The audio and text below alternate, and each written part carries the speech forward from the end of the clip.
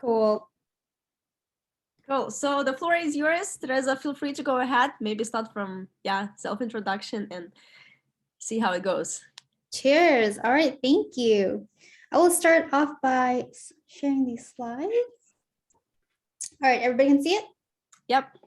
Awesome. All right. So thank you so much, Sasha. Yes, I'm Teresa. I'm a product designer in Skydea. And today I'm going to talk about kickstarting a career in product design. And I have this little thing right here. You can do it because you can. So today's itinerary, we're going to go through just introductions. I'm going to talk about me, what product design is, and then how to get the foundations for it glow up, job hunting, really important, Q&A, and last bit, networking. This sounds a bit scary, I know, but it's actually really fun and really important for your job hunting activities. So please stick by. And just a little warning, these are really basic information for those who want to get into design. If you're already sort of in it, go ahead, grab a coffee, have some fun, and then come back in the second half, and I think you'll have a lot more fun then. All right, so let's start with who am I? First, I want to show you guys my pink hair. I don't know if you can see that in this camera work, but yeah, I just got my hair dyed on Monday, so hence all the pink. I don't like pink, but I just thought 2022 has to be super colorful. And so I'm a product designer who likes to dabble in a bunch of things. And right now, dabbling in pink. I am a career transitioner, like Sasha said. In 2020, I realized that it was time for me to move on from English teaching, right? So I was an English teacher on the JET program for 5 years, and my contract had ended. It was either going back to the States or staying here. And I realized, you know what, I want to stay here a little more and career transitioned. So if you want to learn about that process, please keep on following me. And besides career stuff, I love taking walks. I love podcasts, murder podcast. That's my favorite. And I love bamboo harvesting. I know it sounds super weird, but if you've never harvested bamboo, you're missing out. So please try that out. All right. So I want to start with talking about what product design is. Does anyone want to give a try? Maybe in the chat, I have my iPad right here. So, pop it in what your definition of product design is. Give it a try. There's no yes or, right or wrong answers. I am also a beginner, so I can't be like that is wrong. So go ahead. I'll give you like 30 seconds. What is product design? Is it like making things pretty, making things usable? Usable, love it, thank you. Anybody else? Good job, Andre. Oh, love it, yes. Where can I follow you? Oh, I'll talk about that later. How the user interacts with it. Yes, finding solutions for users. Love that, all that. So what we're going to do, sketching products. Oh, love that. Thank you. What we're going to do is first focus. There are 2 words in product design, but we're going to focus on the latter, design itself. And when I say design, it kind of sounds like fashion, doesn't it? Like it makes things pretty, but there's actually a lot of thinking within design itself. And so we call this design thinking. It's what we call a unilateral. Forget it. It's a process where I'm trying to use big words, not working. It's a process where we can jump from one step to another without any sort of like missteps. This is a process where you, like designers, are actually jumping from one area to another while trying to ensure that your users and your business. So there are 2 goals that you're trying to focus on: user goals and business goals. So these 2 goals are actually being attained. So you're emphasizing with the people, where you're defining the problem, you're ideating, you're prototyping, you're testing. But all the while you're doing this, you're also thinking about your business and making sure that your business can run, and AKA make money, right? So this is what design is. Design means design thinking. So the second, of course, is product. Is this changing? There you go. Okay. Product. All right. So when you say product in the tech field, usually you think about product management, and that field is huge, and we're not going to go into that, but particular in this talk, we're referring to product roadmap. And it's a very, broken, simple down. It's just that you're thinking about goals, future goals for your product. What are your milestones? What do you want for your future business and for your users to do in the future? So if you combine these two together, product design is the process of using design thinking, product road mapping to ensure both the user needs and business goal thrive. So there are 4 things, right? It's based on design thinking, product road mapping, business goals, and user needs. All right, does that make sense, everybody? What is the role of developer in product design? Oh, that is a very good question. So product design generally is done by product designers. For companies, that really depends on, it depends on the company, right? And usually developers are related in product design in that product designers will work with developers to create this product, but having the developer do the product design is very rare. We call that like unicorns. Generally, they're separate fields. Cool. All right. This is my low QK time to have a sip of water. Was that fast? I feel like that was quite fast, huh? All right, so we're going to talk about foundations, how to get started in product design. Now, this is based on my personal experience. So this, it might be really different from your friends who've done this before, but I will break it down into 3 different sections. Choose your own adventure per se. And so the first one is getting a higher education, master's or PhD.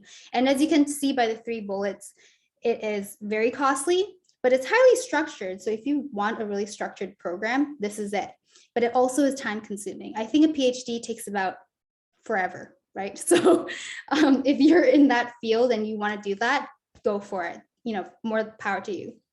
Second is bootcamp, like the wagon, right? It is not as expensive, still really structured, and it's not amount of time. It's like 3 months, you get in, you learn, you get out and get a job.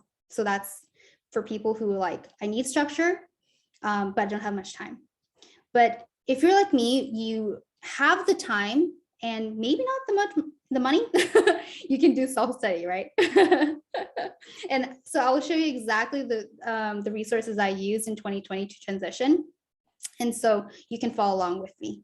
But I will also go over the first adventure, second adventure, if you want to do that as well. All right, so higher education, right? And so if you want to do this field, you want to get a master's or PhD, I recommend you find programs in like human computer interaction, interaction design, interactive media. I've also heard of like science and media. There's a whole bunch of programs out there, right? And in 2020, I was thinking of actually getting a master's. And so I was looking at these schools, University of Michigan, MIT Media Lab, Rochester Institute of Technology, and University of York. So they're in the States and also in the UK.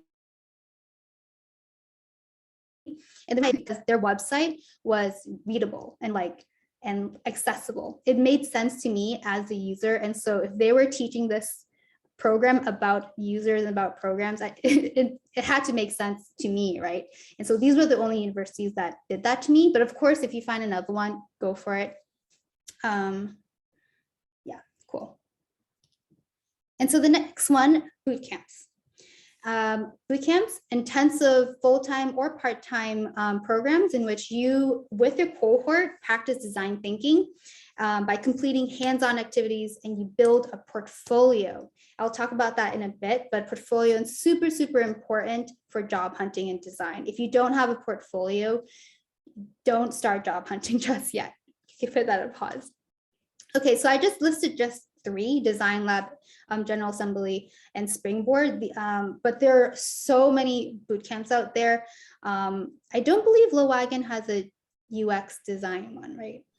We don't have a specific design course, but we have, I would say, a part of the curriculum features some UX practices. So we have some of the alumni working as UX designers and product designers. Yeah. Oh, brilliant. Not specific like UX bootcamp, yeah.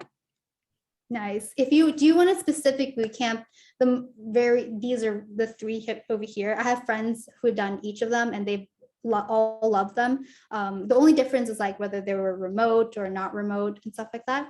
Really good question over here about like, is UX UI a subset of product design? Yeah, so product design, there are two words. I would say the product is the roadmap map and the design is the UX UI in there. So yeah, great question. And the third adventure, self-studying, right? So this is what I did. And these are the exact resources I used in 2022 transition: LinkedIn Learning, Creative Tokyo, and ADP List. So LinkedIn Learning, I use this as basically my teacher, right? I didn't have a teacher. And so I had to find someone to teach me without reading maybe 1,000 Medium articles, right? That sounds really hard. And it was really hard. So actually getting a subscription was super helpful, because in 11 hours, I learned the basics for UX UI. And yeah, and that was like so easy. And if you have a college email, it was also free. So that was awesome. Now, Creative Tokyo, in 2020, it was called Tokyo Design. And it was basically a social platform and meetup where you can meet people in UX UI and basically in tech within Tokyo. And that was really helpful because all these platforms and meetups were back in the States, and it was very hard to like actually to connect with them because they were just on different time zones. And we have ADP List. And so ADP List is a great like resource if you need a mentor. And when I say need a mentor, we all need a mentor, right? So it's a great resource to go on and like find someone who's actually your senpai, and so that you can talk with them and find like how to improve yourself, and they will give you direct like feedback without, and it's all free. And so they're all super nice. So I really recommend you use it. But these are resources that I did not use, but I highly recommend. Google certificates, they're $39 a month. And these certificates, it takes you average 6 months to finish them. So they're much cheaper than boot camps. But if you still need that structure, it gives you that structure. Catch a Fire, I didn't use that, but it's a great platform for if you need to find projects. And it's really important for you to have projects as designers, because you have to apply the skills that you've learned into a project so that you have a client to talk to and realize, oh, maybe I don't actually understand this skill as much as like another skill. And then when you go to these interviews that I'll talk about during job hunting, you have to talk about how you went and applied your skills to solve a problem. I hope that made sense. And we have Merit, that's kind of similar to ADP List. It's a platform for mentorship. It's not as big as ADP List, but I still really like the coaches there. Cool. So let me talk about LinkedIn Learning, why I liked it so much. It's essentially a course teaching the basics in UX design, basically the design portion of product design. And it's only 11 hours long. So I finished this within, I think, a week. And since you have a 1-month trial, you can basically do this for free. And it takes you from A to Z, and it's so great. Like, I really highly recommend it. I actually wrote the years and do it. And yeah, I highly recommend this. To all my friends who asked me how I got into product design, it's this course. This course taught me the foundations for me to apply these skills in projects. And from then on, it was just history. Cool. Can I post a link in the chat? Yes, I'll do that after, because if that's okay. So next is Creative Tokyo. I highly recommend going to a social platform. It doesn't have to be Creative Tokyo, but I of course recommend Creative Tokyo now that I am an organizer for this event. But back in 2020, I wasn't. But still, I found my first UX internship here. And this is why I say networking is so important, because you talk to people, and of course, you're not like, hey, what's up? I want a job. Hi, right? You're not doing that. You're connecting with people. You could be on the same learning path, and you're basically giving accountability to each other. And that's so important, to find buddies who are going to the same direction as you. So definitely join a social platform like Lowagon.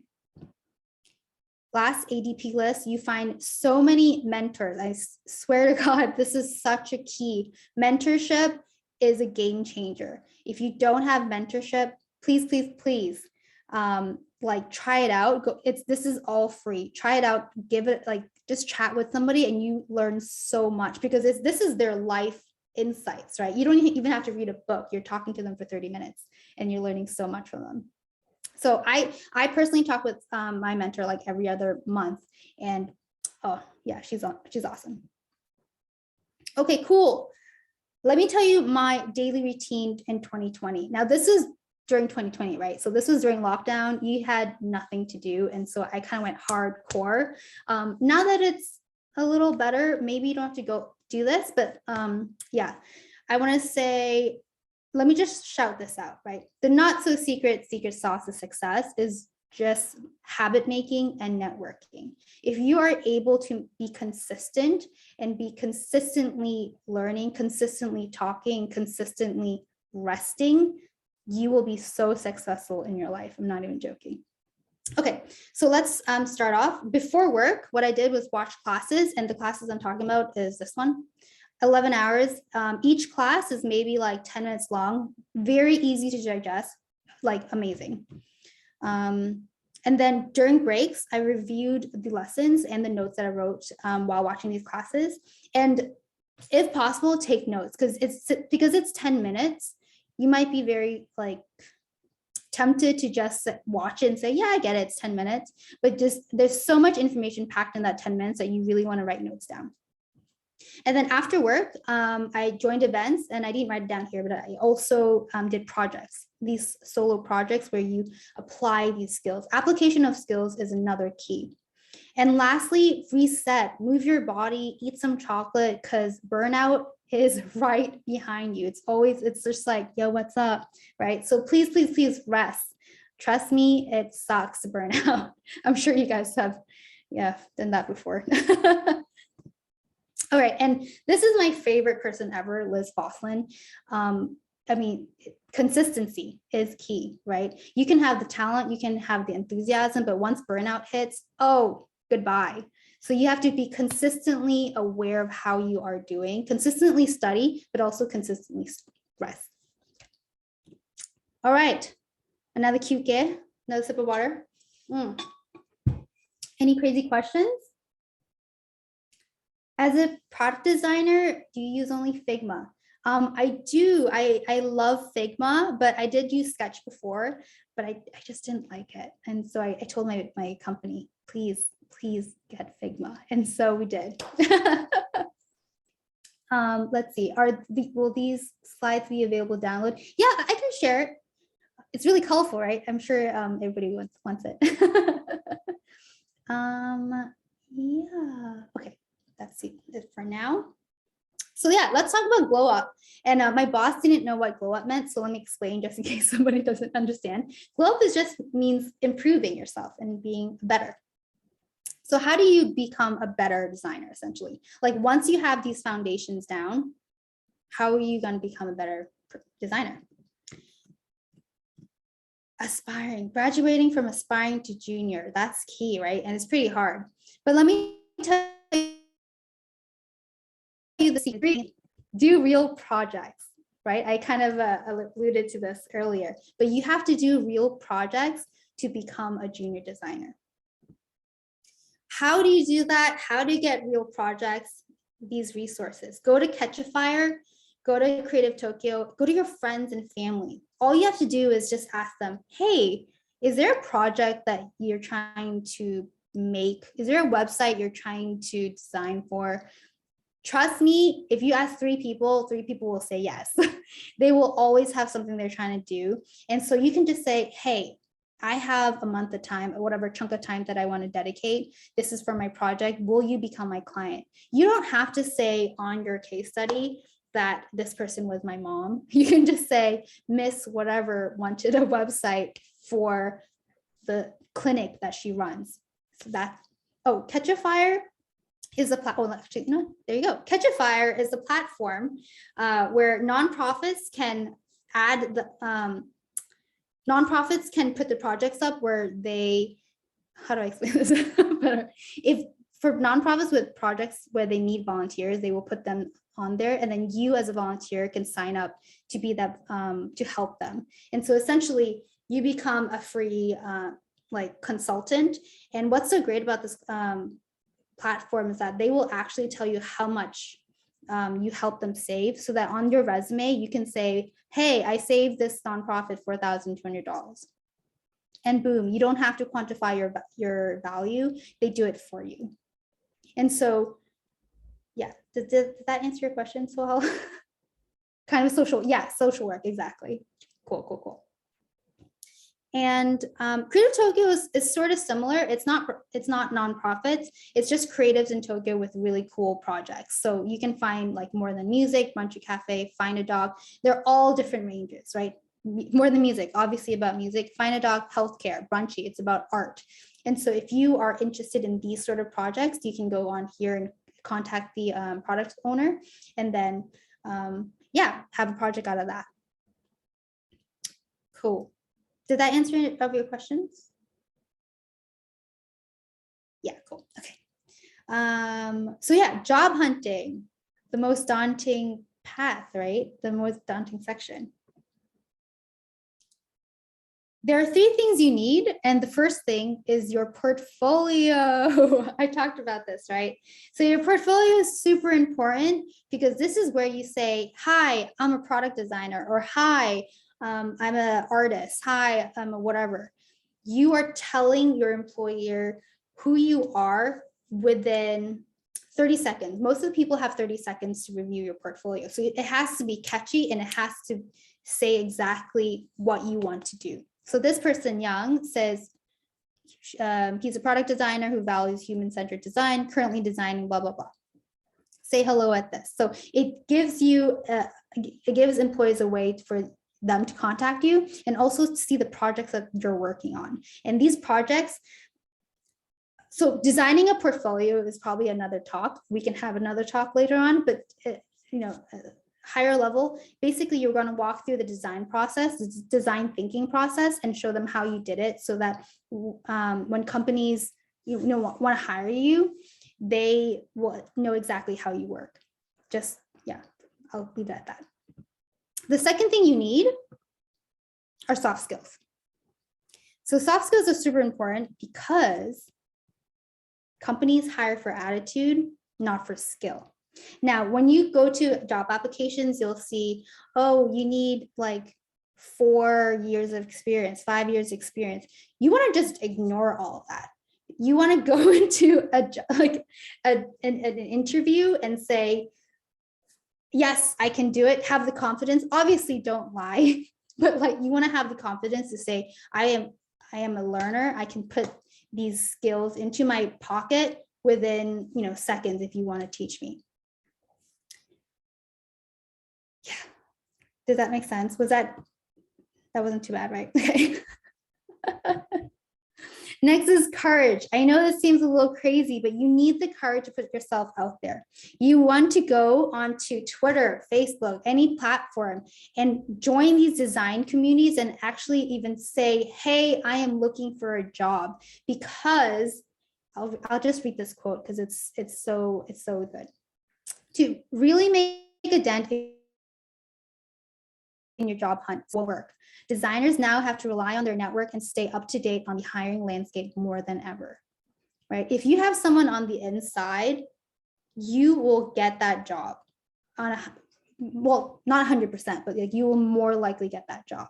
And I'm not saying to connect with people just to get hired, but you want to connect with people to really understand what the culture is like. And if they actually like you while they talk and network, then you have a higher chance of getting that job, right? And I have a link here. This quote is from this article. It is so good. And it's basically just saying, you want to network, you want to actually connect with people before you apply to that job.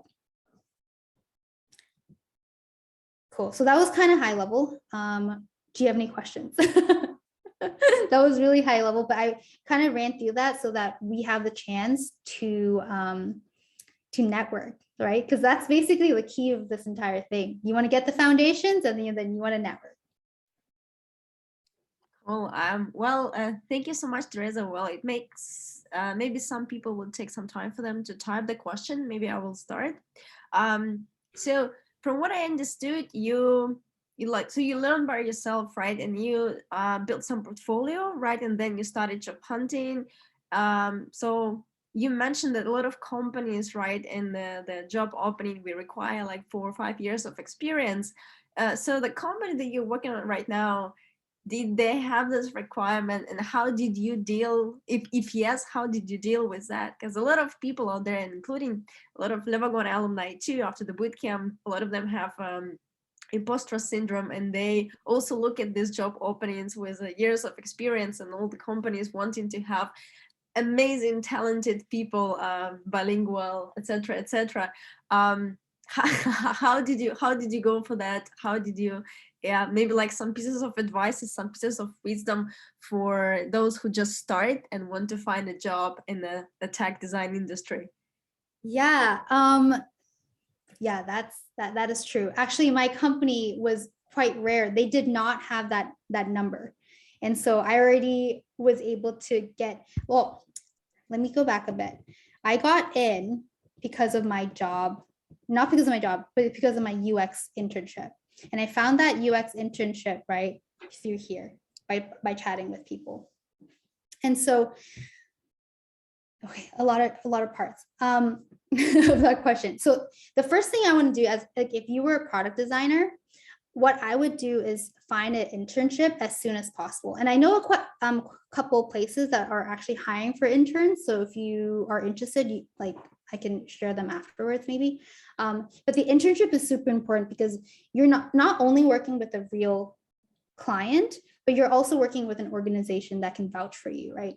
And these internships, they generally don't say, hey, you need 7 years of experience. But if you are applying for a job and it says you need 3 to 6 years of experience, you want to count your learning as part of that.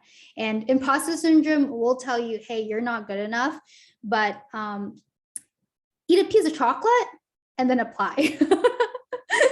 Seriously, it's super, it's all about, if you say no to yourself, the answer is already no. And so you have to think about that and create a vision board. There are so many, take a walk and then go and apply. Sasha, there were so many parts of that question that I probably totally forgot. Can you remind me what they were? Sure. You also have a question which is a bit similar to what I asked. Thank you for your stunning presentation. How hard was your transition? Good insights, and how to keep consistency about the hard part. My transition, I'm not gonna lie, it was hard, right? It was hard. I studied from morning to night. And the only reason why I did not break down, let me see if I can find it, was because I was consistent. And so I would give myself breaks. But in terms of consistency, have you guys heard of the X effect? Basically, you create almost like a monthly calendar, and each time you studied, right, you would cross it out. And that was one way I kept consistent. I made it visual, my can you see? Yeah, I made it visual, my efforts. And so hard, I kept consistent.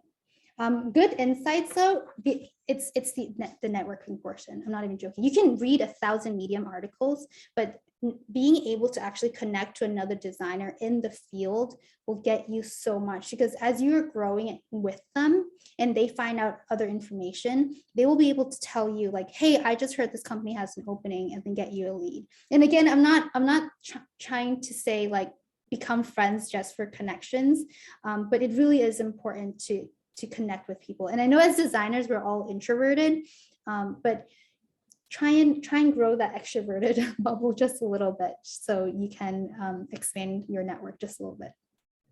Oh, thank you. You have actually millions of questions in the chat. So cool. It's up to you. Do you want me to read the questions, or would you like to choose which questions you would like to answer? Yeah, I can choose. Yeah, it's right here. So that so let me do Yuki's. In portfolio making, if your style is kind of minimalist, is it fine to have that minimal theme of all of your pages of your portfolio? Oh yeah, absolutely. it's absolutely fine. I've seen portfolios just like black and white.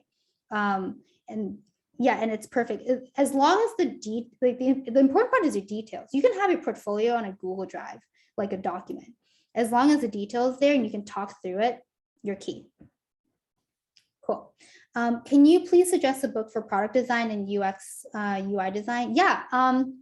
Neil Norman has a really famous book called Don't Make Me Think. That's probably like the #1 book everybody recommends.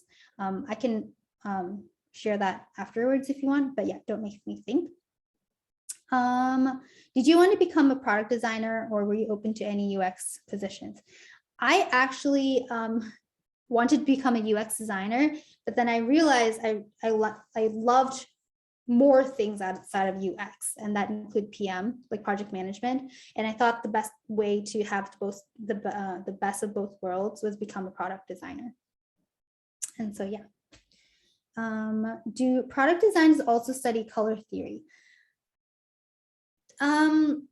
Technically, yeah, technically, yes, we do work with UI a little bit, but even as a UI designer, color, in my opinion, this is recorded, so I feel kind of like scared, but in my opinion, color theory is not that important. It's highly valued and highly talked about, but like when you're creating something, most of the time you're not like, oh, I'm not going to use red because it's angry, but like, oh, I'm going to, do this because it kind of matches like the theme or something like that. How did you choose product design? I actually just started Googling because I knew UX design wasn't for me. I wanted to make sure that my role included product management in some way and like business strategies in some way. And so that's why I picked product design. When you do UX design, you're just focused on the user experience, like what the user is doing. If you do UI design, it's about the user interface, like how it looks. And so I wanted product design because that includes like business goals and strategies. Will you repeat the book name? Yes, it's Don't Make Me Think. Is it written by not the Steve Crook? Because I just found in Amazon this like a Don't Make Me Think Revisited. Maybe. Is it the yellow? It has a yellow kettle, right? No, it has a red one. Okay, wait. It might be a red kettle. As long as it's kettle. Yeah, that's it. That's it. Perfect. Cool. Yeah, I think we went through the questions. I think in 7:35, so kind of perfect time to do networking, right?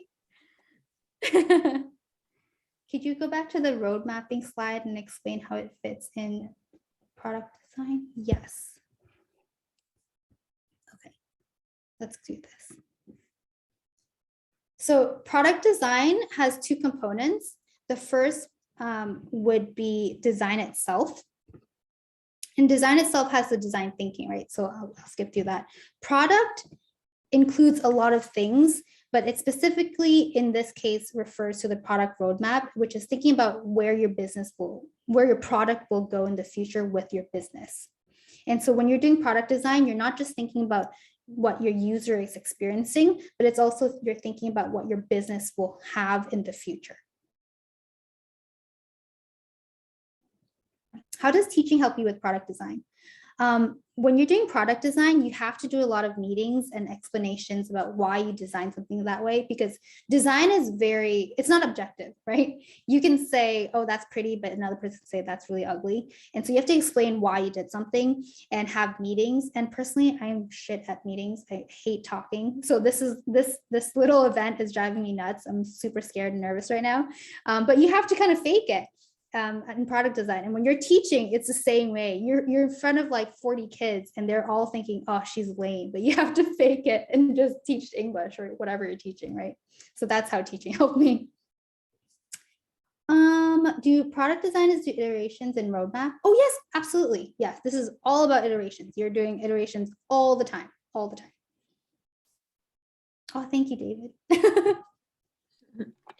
Maybe that's one question that people might want to ask.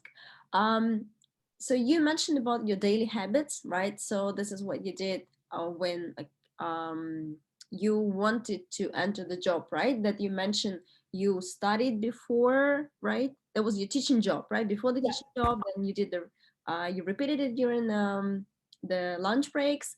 So right now, since you're working as a product designer, how does your typical day look like? Do you have like a lot of meetings? Do you like, what kind of people do you need to work with? Do you need to work with developers? Do you need to work with a marketing team, or you working just like with clients? Yeah, do you have a lot of meetings? Do you have a lot of time on like building something by yourself? Right, great question. Every day is slightly different, but essentially, so right now I have 3 clients, and each client will have a weekly sync. So those are sort of required, weekly sync with the client, right? So that's already like 3 meetings. And of course, I want to have a weekly sync with my team. So that's another 3 clients, 3 meetings. And then I have internal projects. And so I will have some meetings here and there with my teammates and with people I manage. And so the answer is yes. I try to have my mornings from like 9 to 11 for meetings. And then from 2 to 5, that's like, heads down, I'm designing work. And in terms of working with developers, I can do front end coding. So if I need to do that, I will. But in terms of back end, I will. We don't actually have to talk to dev as much because we are an agency, and so they will come to us for design work, and then we only work with dev usually at the end when we're doing handoff. But my boss is a dev, so I guess the answer is kind of yes. And yeah, so in terms of like management as well, so I do that quite a lot as because I have 2 teams that I'm leading, and so my morning like time that I give for meetings are also including all the internal sync and strategy. And so the bottom part design, that doesn't include strategy. Strategy is only in the mornings, if that makes sense.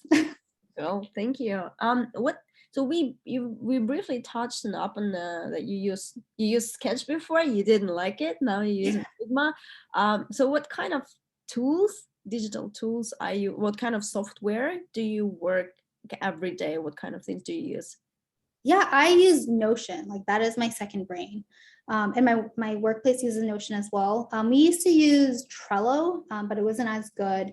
We used to use we still use Google Drive here and there. But I'm trying to move everything into Notion so that it's not as janky and like messy. And yeah, no more Sketch, thank God. That way we can collaborate on one platform. And so I want all management to be on one platform, Notion, and all design on one platform, Figma. Right. Do you, like, as a product designer, do you need to use any HTML, CSS, maybe JavaScript that you work, or this is something that you need to know how it looks like, but you don't need to use it every day? Oh, I would say it's good to know, not JavaScript. I don't know how to use JavaScript, but it's good to know like the simple HTML. Like I know how to use Bootstrap. That's like the framework I use, and so knowing that like how that works, it makes it easier for you to actually design, because it's going to be really hard for dev to create that. Yeah. So Stephanie, you had a question. Did you do an internship while keeping your full-time job? I did do that. And I was able to do that because of the pandemic. And so I want to just, give a little warning. If it's too much, pace yourself, do a little reset, because it could be a little tough. Notion is a program that is kind of like Google Drive and Google Docs combined, and Google Excel sheet combined. They do all that on one platform. Yeah, like Evernote, exactly. It's like Evernote. What's your research method prior to prototyping? I do research methods, like I do mostly competitive analysis. We don't have a strong UX research team, and so we don't have as much time dedicated to that, though I would love to have a team dedicated research. That'd be great. What kind of skills would you like to learn in the near future? What kind of skills do you want to learn, let's say, in 2022? Do you have any goals? Sasha, you are hitting the big questions. Yes, yes, yes, yes, yes. I wish I included my vision board here. But I told you guys, right? My UI is not good. So I have a couple courses that my company paid for that I want to finish/start learning. And they're by The Future. They're a great like design YouTube channel, but they also have their own agency. So that's why they're so good. And yeah, I would love to learn how to set an art direction, provide like stylescapes. That would, yeah, that's 2022 goals. Lots of classes. Cool. What's my favorite? Oh my God, what's my favorite product and why? That is Zoom user. Hello, that is actually my first, let me escape from this. How do I guess I can't. Your first networking question is actually share one product you love and one product you want to improve. So awesome job. My favorite product though is probably Notion. Why? It gets the job done. It's simple and it does everything I want and it keeps my day going. Yeah, so are we ready for networking? Or do we have more questions? Let's do it. Cool. All right, I'm gonna stop sharing. Thanks, peoples. All right, so let's say group of 3 to 4 to a room. And your first question that you want to answer is, what is your favorite product and why, right? And what is one product that you want to improve? Cool. So first of all, let's decide what the format that we would like to do. Do we want everyone to stay in this room? So some people are, if someone wants to leave, it's okay. We move to the more like networking part. So maybe like working in teams part. So do we need to have only one room, or do you want me to create like several rooms and automatically assign people? Or like, do you want us to stay together and maybe like, people writing in the chat? Maybe several rooms so that they could like just chit chat with each other. Okay. How many rooms do you want me to create? Let's do 10. 10. Yeah. Okay. Do you want assign people automatically? Or do you want them? Yeah. Automatically. Yeah, automatically. Okay. People don't run away. Don't run. Don't run away. Oh, Okay, LinkedIn. so, yeah, I just created 10 rooms. Like it's very random. And I opened the room. So everyone here, you're invited to join the breakout rooms. If you would like to do that, feel free. So you can work with Teresa but Teresa, you have to come from one room to another to tell people what they need to do. No, I can send them a message here to everybody. Okay, you can broadcast and a message to everyone, right? Yeah. Okay, right. You can do it. Totally. I think people already joining the breakout rooms. Okay, perfect. Yeah, go join. Maybe we can stop recording. Yep.